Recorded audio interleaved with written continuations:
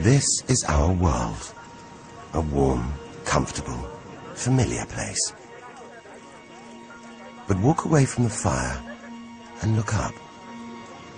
Our thoughts soon leave home. Are we just insignificant specks?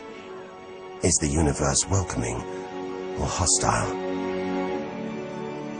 We could stand here forever, wondering. Or we could turn our back on this beach, leave home, to see the universe, from here to its edge, to discover its wonders, confront its horrors. Beautiful new worlds, malevolent dark forces.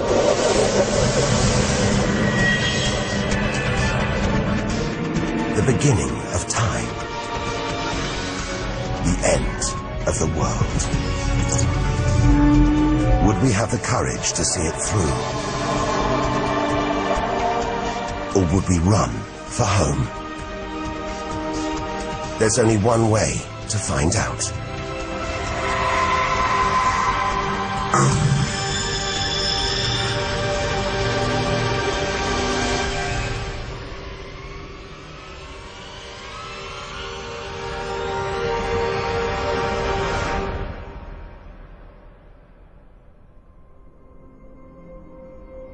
The edge of space. Only 100 kilometers up. Just an hour's drive from home. Down there, life continues. The traffic keeps moving. Stocks go on trading, and Star Trek is still showing. Looks favorable enough at this point that the race should go. The Blue Jays will be without starter Jim Clancy for a couple of weeks. Order! The Honourable Gentleman resume his seat. Stand!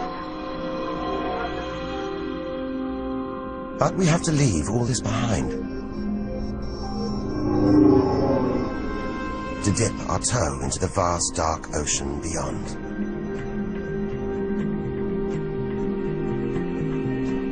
Into the shallows. Not too far from home. Onto the moon.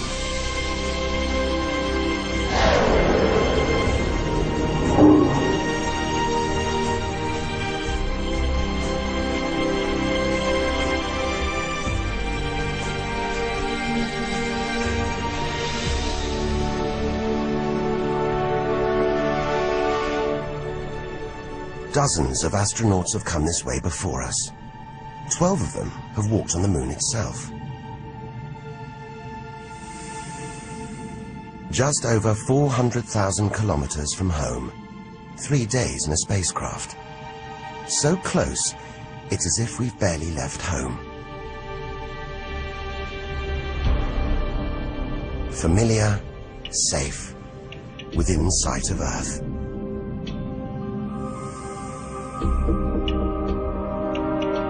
It looks like a deserted battlefield, bombarded by millions of meteoroids and asteroids. But it's quieter now. It's obvious there've been no major collisions for millions of years.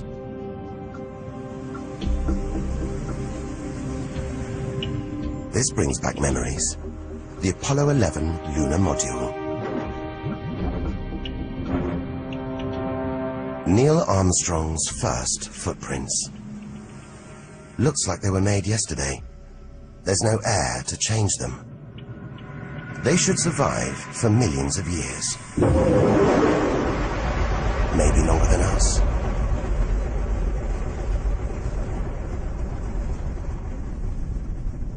Our time is limited. We need to take our own giant leap. Further than any human has ever traveled.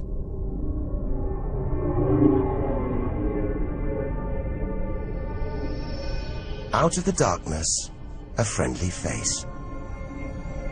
The goddess of love. Venus. The morning star. The evening star.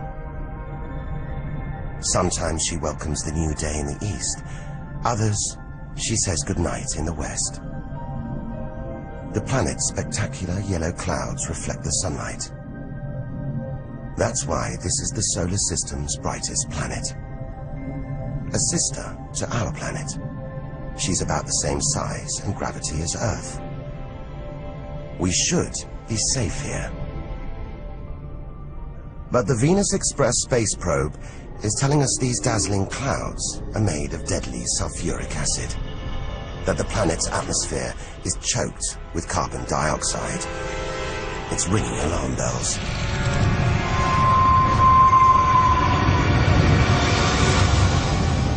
Venus is one angry goddess. The air is noxious, the pressure unbearable, and it's hot, approaching 500 degrees Celsius. Stay too long and we'd be corroded, suffocated, crushed and baked.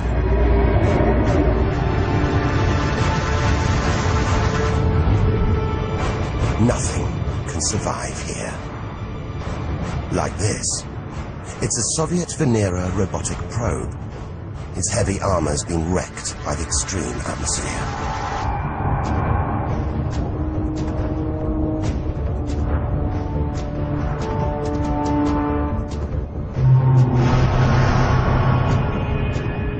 So lovely from Earth, up close, this goddess is hideous.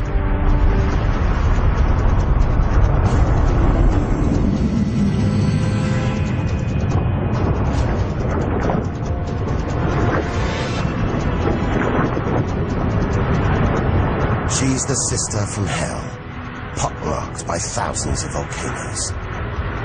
All that carbon dioxide in its atmosphere is trapping the sun's heat. This is global warming gone wild. Before it took hold, maybe Venus was calm, more like her sister planet Earth. If that's true, this could be our planet's future.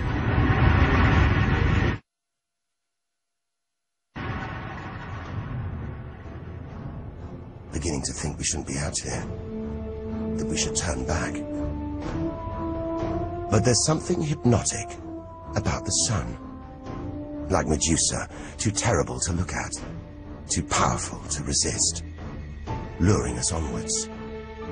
On, like a moth to a flame.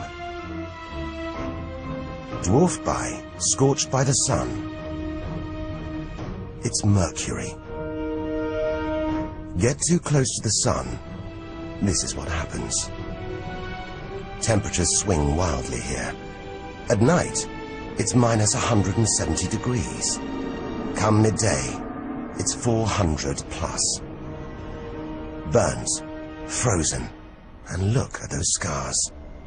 A sign that Mercury had a violent past. The Messenger space probe. It's telling us something strange.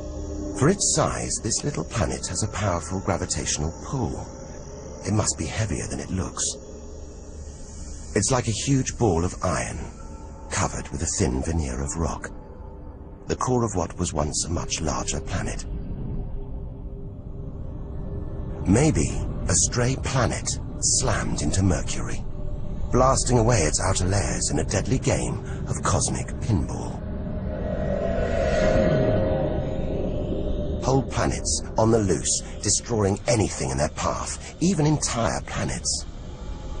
And we're in the middle of it. Vulnerable, exposed, small. Everything is telling us to turn back. But who could defy this? The sun, in all its mesmerizing splendor. Our light, our lives. Everything we do is controlled by the sun, depends on it. And more than that, it's the Greek god Helios driving his chariot across the sky. The Egyptian god Ra, reborn every day. The summer solstice sun rising at Stonehenge. For millions of years, this was as close as it got to staring into the face of God.